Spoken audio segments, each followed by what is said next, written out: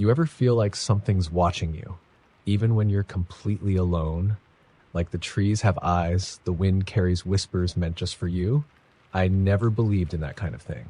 Not really. But after what happened on the Appalachian Trail, I know better now. It started as a solo trip, something I'd always wanted to do. A week alone in the mountains, just me in the wild. I was no stranger to hiking, and I figured the Appalachian Trail would be a challenge, sure, but nothing I couldn't handle. I packed light, brought a tent, enough food, a good knife, just in case. The first few days were peaceful, almost dreamlike. The air smelled clean, the forests were endless, and the solitude was exactly what I needed. It wasn't until the fourth night that things started to feel wrong. I set up camp a little off the main trail, near a stream. There was no one else around, which was normal. This part of the trail wasn't as popular. I ate dinner, watched the sunset, then crawled into my tent. At some point in the middle of the night, I woke up. Something wasn't right. The forest was silent. No insects, no rustling leaves, no night birds. Just dead, heavy silence. Then I heard it, a low, wheezing breath. Not mine. It was just outside my tent. I froze, heart hammering. It sounded wrong, wet and ragged, like someone struggling to breathe. My fingers tightened around my knife. I wanted to call out, to demand who was there, but something in my gut told me to stay silent. The breathing grew louder, moving around my tent in slow, dragging steps. I held my breath, listening, trying to make sense of it. A bear? A sick hiker? But the way it moved, too slow, too deliberate, it wasn't right. Then, the worst part, a whisper. So close to the tent wall, I swear I could feel the breath on my skin. Let me in. Every hair on my body stood on end. It wasn't a normal voice. It was cracked, hollow, like someone trying to remember how to speak. My hand clenched the knife tighter. I didn't answer. I just lay there, heart pounding, listening. The thing, whatever it was, waited. Seconds stretched into eternity, and then it dragged its fingers down the tent fabric, slowly, pressing in. I couldn't take it anymore. With every ounce of courage I had, I yanked the knife from its sheath and slashed at the tent wall. Silence. No footsteps. No breathing. Just gone. I didn't sleep. I sat there shaking, knife in my hand until the first light of dawn. When I finally crawled out of my tent, I expected to see footprints. Something. But there was nothing. The forest was normal again, birds chirping, leaves rustling, like the night before had never happened. I should have left then. I should have packed my shit and hiked back to civilization. But I convinced myself I'd imagined it, some half-dream, a trick of the wind. That was my mistake. The next night, I hiked further up the trail, set up camp near an old fire pit. The sun dipped behind the trees, and I tried to push the fear away. I was just being paranoid. It was nothing. Then, around midnight, a snap. A twig breaking. I shot upright, gripping my knife. My fire was just embers now, the woods deep and black beyond the glow. I held my breath, listening. Then came the whisper. Let me in. Closer this time. I turned toward the voice. My stomach dropped. Just beyond the dying fire, half hidden in the trees, a figure. Thin. Too thin. Its skin was pale, stretched too tight over its bones. It stood there, swaying slightly, head cocked to one side, watching me. I couldn't see its eyes, just empty sockets, black as the space between the stars. I couldn't move. Then it took a step forward. My body snapped into action. I grabbed my pack, my knife, and bolted. I ran blindly down the trail, crashing through the underbrush, breath coming in ragged gasps. I could hear it behind me, moving fast, too fast, branches snapping as it kept pace. Then ahead, a flicker of light. A cabin. I nearly collapsed when I saw it, a small, weathered structure, barely more than a shack.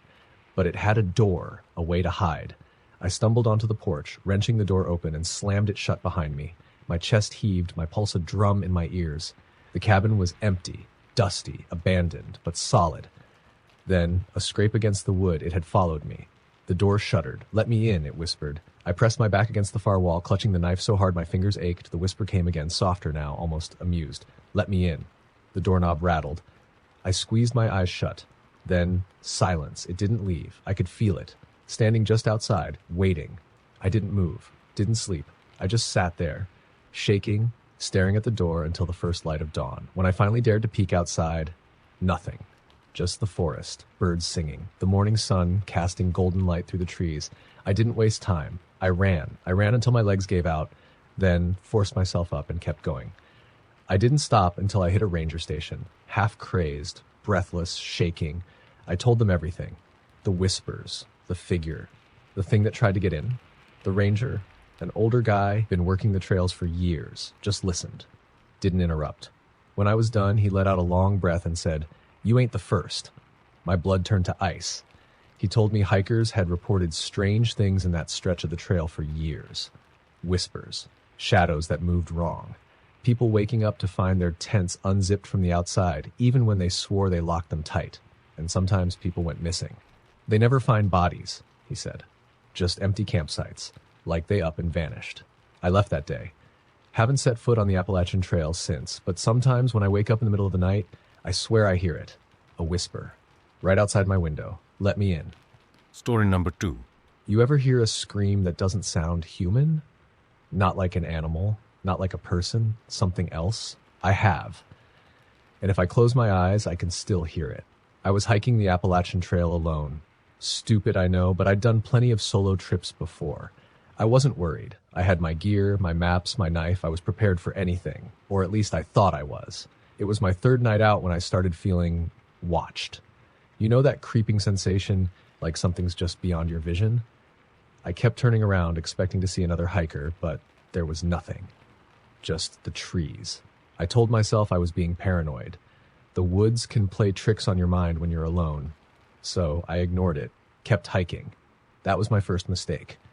By dusk, I found a small clearing to set up camp. The place felt wrong, but I was too exhausted to keep going. I pitched my tent, made a fire, and tried to shake the unease gnawing at my gut. That's when I noticed it. No sounds, no crickets, no rustling leaves, no distant owl calls. Just silence, like the forest itself was holding its breath. Then came the smell. Rotten meat, thick, cloying, like something long dead. I gagged, covering my nose. It was everywhere, but I couldn't see anything. No carcass, no sign of decay. I told myself it was nothing, that I was imagining things. That was my second mistake. That night, I barely slept. Every time I closed my eyes, I felt it, something watching. I kept my knife in my hand, heart pounding, waiting for something to happen. It wasn't until just before dawn that I finally drifted off. And that's when I heard it. A scream. Loud. Piercing. But it wasn't human. It was wrong. Too high, too sharp, like a wounded animal and a woman crying at the same time. It was close. My blood turned to ice. I bolted upright, gripping my knife.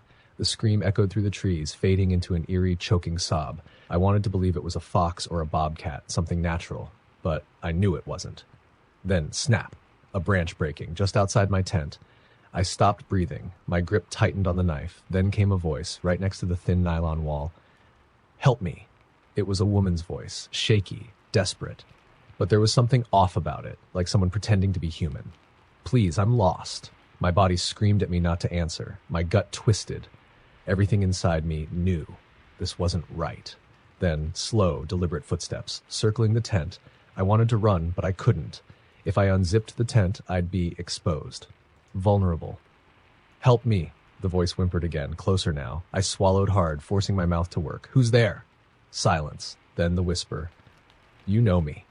A cold wave of terror slammed into me. I didn't recognize the voice, but something in the way it spoke. It was familiar, like it had been watching me, studying me. I stayed frozen, gripping my knife. The footsteps stopped. Then the tent collapsed. Something massive slammed into it, pinning me inside. I thrashed, slashing blindly with my knife, feeling something pressing down on my chest. It was heavy, cold, and wrong. And then, just as suddenly as it started, it was gone. I scrambled out of the tent, gasping. The fire had burned low, casting long, flickering shadows. My tent was shredded, the fabric torn in long, deep gashes. And the smell. Rotting meat. I didn't think. I ran. I left everything. My pack, my gear, my food. I didn't care. I ran. Branches whipped my face, roots clawed at my ankles, but I didn't stop.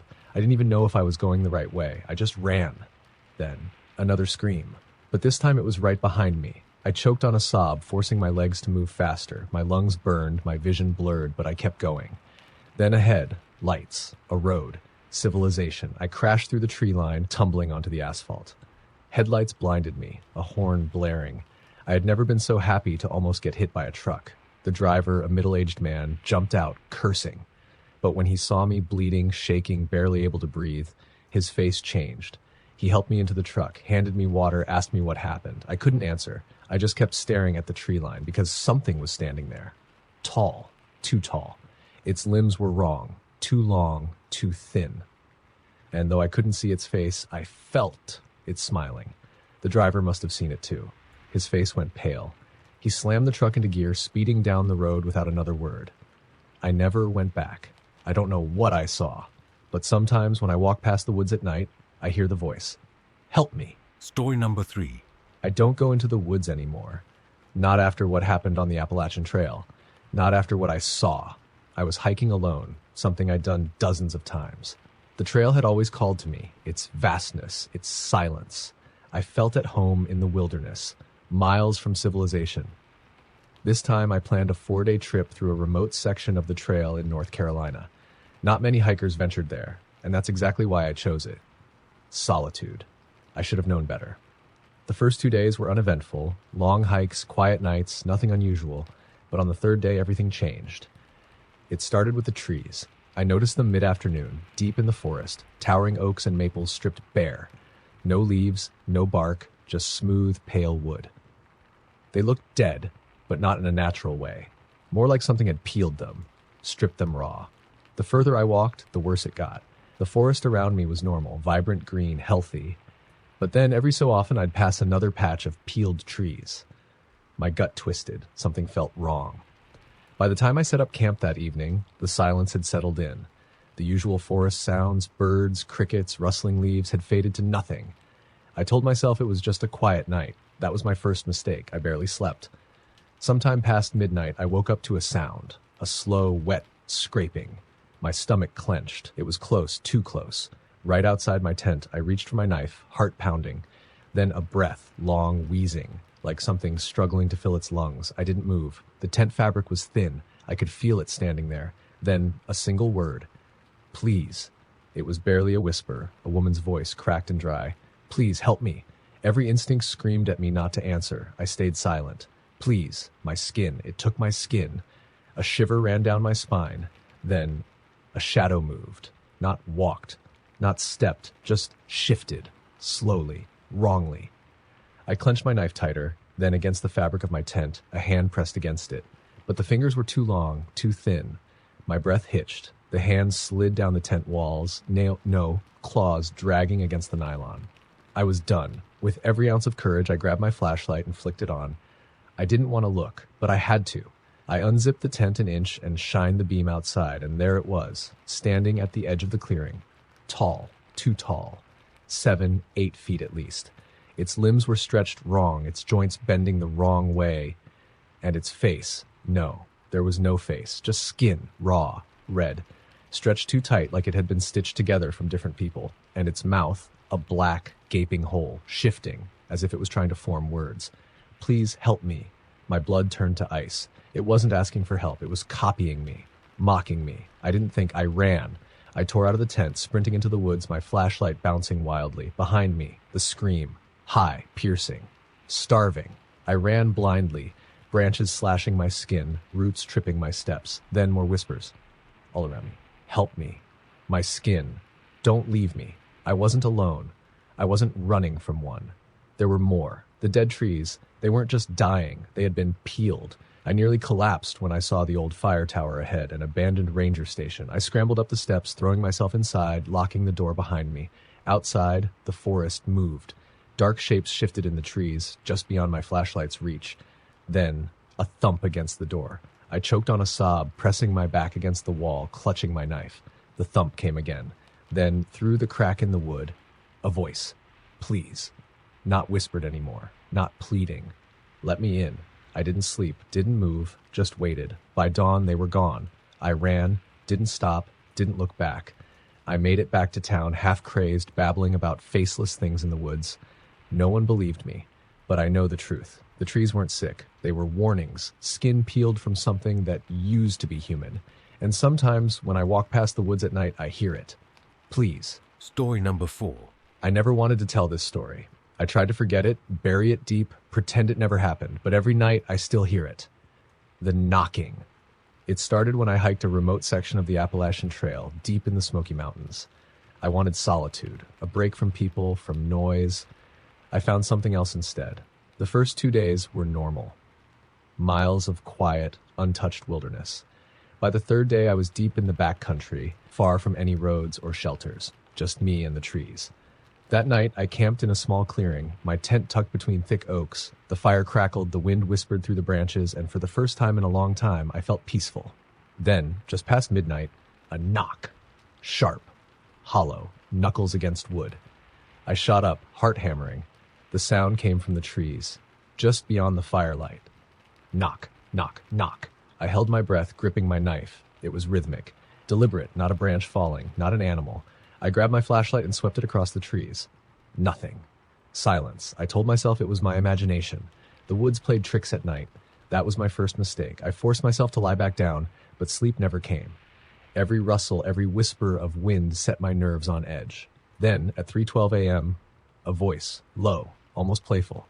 Come out. I froze. It was close. Right outside my tent, a cold wave of terror washed over me. I didn't move, didn't breathe. The voice came again, soft, coaxing. I see you. My stomach clenched, my fingers locked around my knife. Then the zipper moved. I lunged forward, grabbing the zipper and yanking it back down. My breath came in ragged gasps. Silence. I waited, heart pounding. Then slow, deliberate knocking against my tent fabric. Knock, knock, knock. I snapped. I exploded out of the tent, knife raised, flashlight blazing. Nothing. Just trees. The fire was just embers now, casting weak, dying shadows. But then I saw them. Handprints. Dozens of them. Stretched high across the trees surrounding my campsite. Pale. Smudged. Too many fingers. I ran. I didn't pack. I didn't think. I just ran. The trail twisted and blurred under my feet, my lungs burning, panic clawing at my chest. Then another knock to my left. I turned my flashlight. A figure stood between the trees. Tall, unnaturally thin, skin stretched too tight over its bones. It didn't move. It just watched. Then it raised one long, bony hand and knocked on a tree. Knock, knock, knock. I bolted. I ran blindly, my flashlight bouncing, my vision blurring with tears.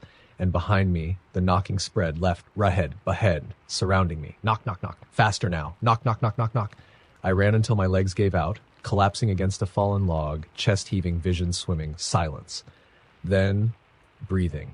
Right behind me. Slow.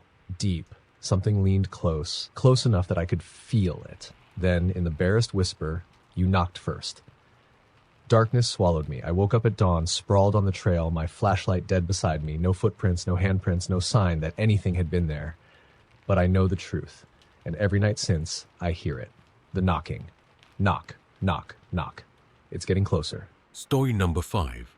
I should have never gone into those woods. The Appalachian Trail had been on my bucket list, and when I finally got the chance to do a solo hike through a lesser-traveled section in Virginia, I jumped at it. I wanted silence, to be alone with my thoughts, away from the noise of the world. I got what I asked for. The first 2 days were normal. Long hikes, sore feet, quiet nights, but by the third day, things started to feel wrong. The forest was too quiet. No birds, no insects, not even the wind rustling the leaves. It was dead silent. That was the first sign. The second was the smell. It came out of nowhere, a sharp, rancid stench like something had died and been left to rot in the sun.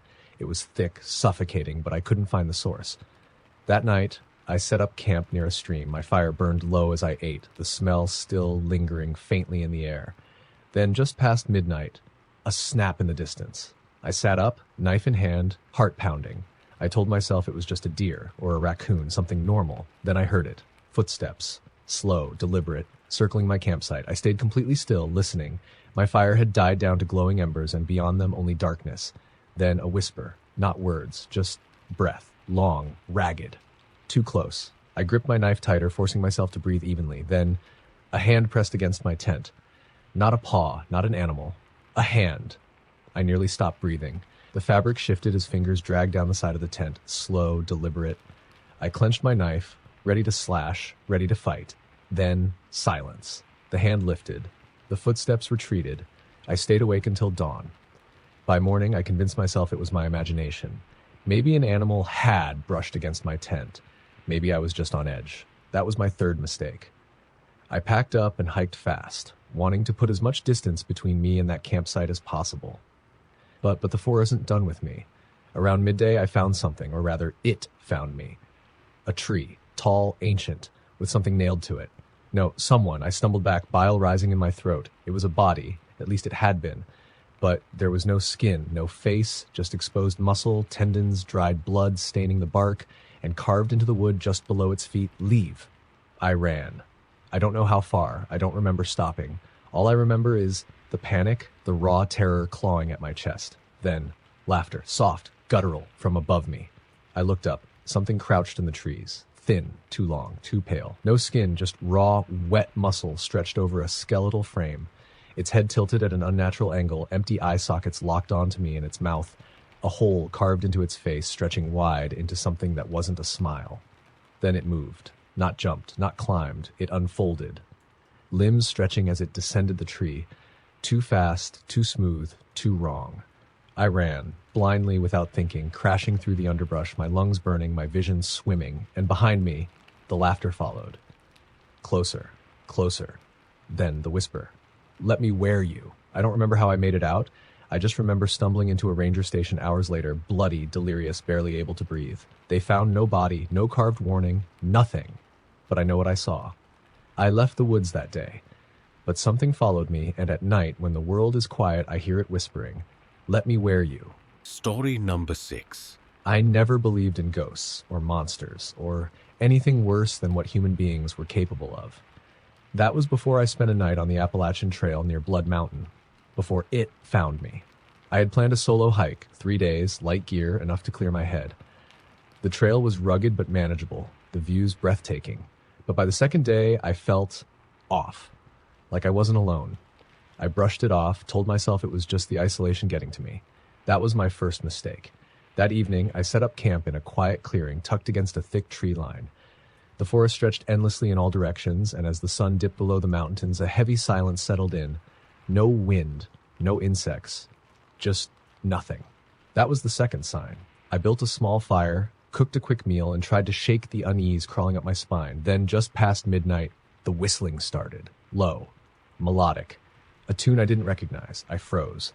My breath hitched. It wasn't the wind. It wasn't an animal. It was someone, just beyond the tree line.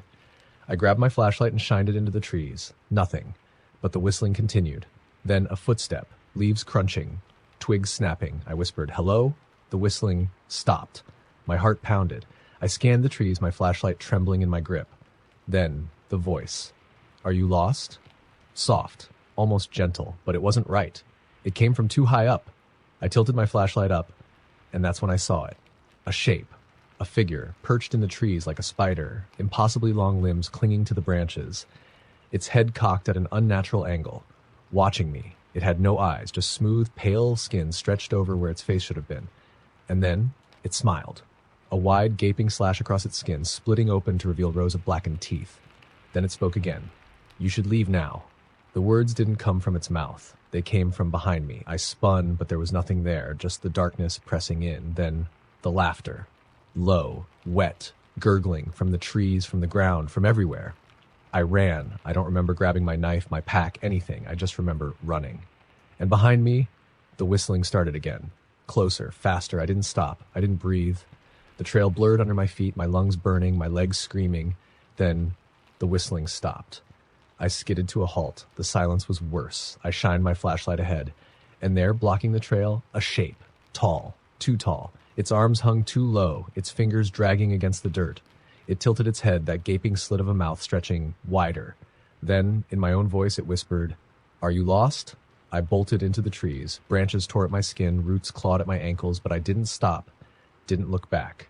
I ran until I collapsed against a road sign at the edge of the trail, gasping, trembling. By the time I looked up, it was gone. Just the wind, the night, silence. But I know the truth. It let me go. This time. Because sometimes when I walk past the woods at night, I hear the whistling, and I know it's still waiting. Story number 7. I don't know how I got out alive. It started as a simple 3-day solo hike along an isolated stretch of the Appalachian Trail in Tennessee. I had done this before. Nothing I couldn't handle.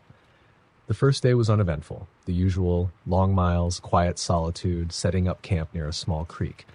The sounds of the forest lulled me to sleep, but on the second night, I woke up cold. Not the usual mountain chill. This was wrong. My breath came out in foggy puffs, and the air felt heavy, thick, and then I noticed the smell. Rotten meat. I gagged, my stomach twisting. Something had died nearby. Then a rustling. Not wind, not an animal. It was closer. I sat up, my hand gripping my knife. My fire had burned down to embers, barely casting any light beyond the tent. Then I heard it. A voice. Low. Wet. You shouldn't be here.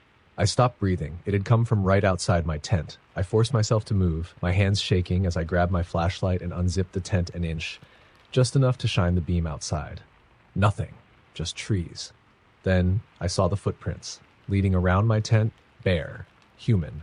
But wrong. The toes were too long, the arches too deep, and then the voice came again, right next to my ear. Run!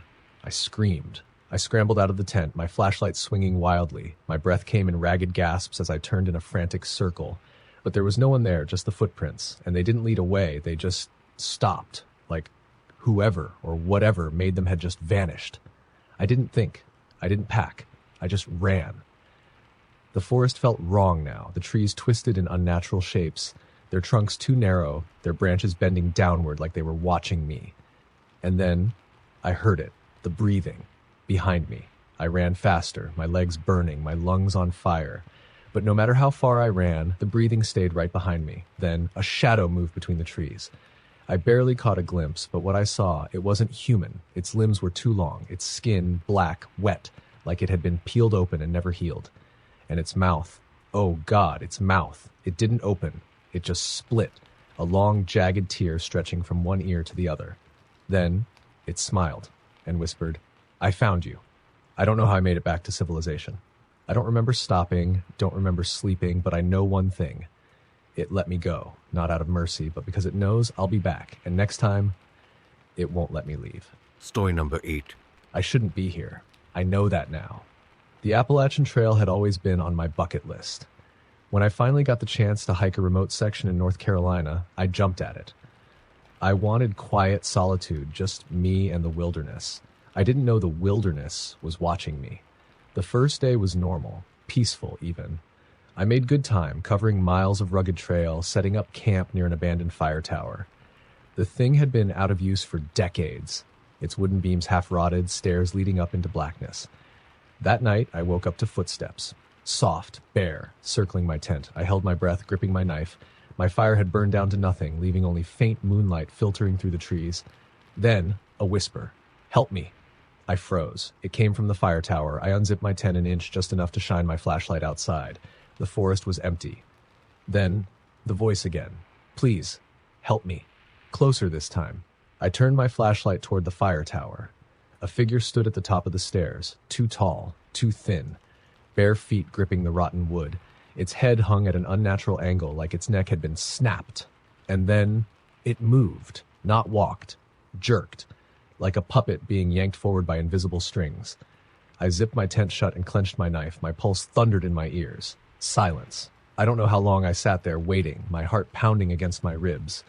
Then, a tap against the fabric of my tent, soft, deliberate, then another and another, like fingers pressing against the nylon. I couldn't breathe. Then, in a voice that wasn't a whisper anymore, let me in. The tent collapsed. Not from weight, not from wind. Something yanked it down from above. I scrambled out, my flashlight swinging wildly. Nothing. The fire tower stood empty. But when I turned my light back to my tent, there were handprints. Dozens of them. Too many fingers. That was enough. I ran. Branches tore at my skin. The forest twisted around me. The trail wrong, like the trees had moved while I wasn't looking. And behind me, the whisper. Don't go. I ran faster. I didn't stop until I saw headlights. A couple of early morning hikers found me, shaking, gasping, unable to explain what had happened. I never went back from my tent, but sometimes in the quiet of night, I hear the whisper. Let me in. Story number 9. I don't know if I'll make it through the night. I can hear it outside, waiting, watching. But I need to tell you what happened. Maybe then you'll stay off this trail. I was hiking a remote section of the Appalachian Trail in West Virginia. No cell service, no other hikers, just me, the trees, and miles of untamed wilderness. It was peaceful. Until I found the cabin. It wasn't on my map. It shouldn't have been there. The wood was warped and blackened like it had been struck by lightning years ago. The windows were shattered, the door hung open, creaking slightly in the wind. Something felt wrong about it. But I was curious. That was my first mistake. I stepped inside. Dust coated everything. The air was stale, thick with the scent of decay. Then the floorboards creaked, not under me. From the corner of the room, I turned my flashlight. A figure stood there, tall, motionless, a man, or at least it looked like a man. His skin was wrong, gray, stretched too tight over his bones. His head was tilted at an unnatural angle, his mouth open too wide like he was frozen mid-scream, and his eyes, black pits, empty. I couldn't move. Then his mouth twitched, and in a voice that wasn't his, he whispered, "It's still inside me." I ran. I didn't think, didn't breathe. I just ran. I didn't stop until I was miles away, gasping, trembling. I told myself it was just a trick of the light, my mind playing games, but then I looked down at my arm and saw his handprint burned into my skin. That was hours ago. Now I'm in my tent, but I know I'm not alone, because just outside I can hear him breathing. Closer, closer. And I know it's still inside him. And now it wants me.